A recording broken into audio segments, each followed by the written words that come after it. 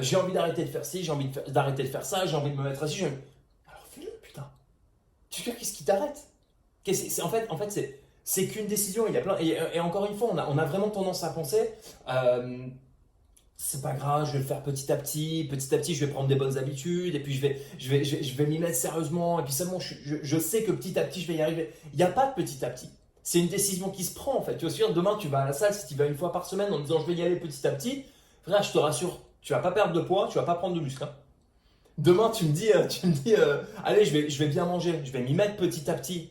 Eh ben, qu'est-ce qui va se passer? Tu vas rester gros.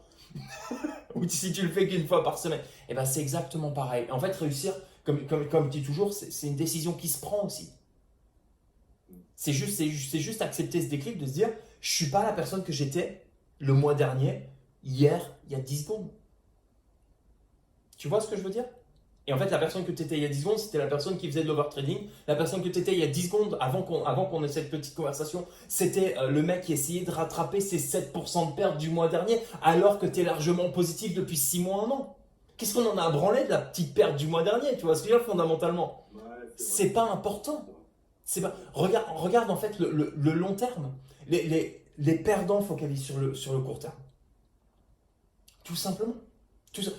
Comme je dis souvent, on peut avoir de la chance sur le micro, on n'a pas de chance sur le macro. L'année, ça ment pas. Alors, à moins qu'il y ait des événements, etc. particuliers, mais l'année, ça ne ment pas. Le micro peut mentir. Tu peux faire un mois exceptionnel et faire une année de merde. Tu peux faire un mois dévasté et horrible et faire une super année.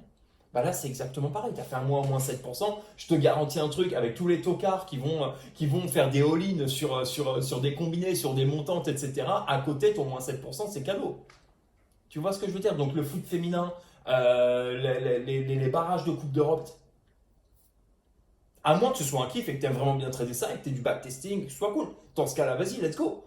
Mais sinon, en fait, tu peux tout faire, mais il ne faut pas que ce soit fait pour les mauvaises raisons, tout simplement.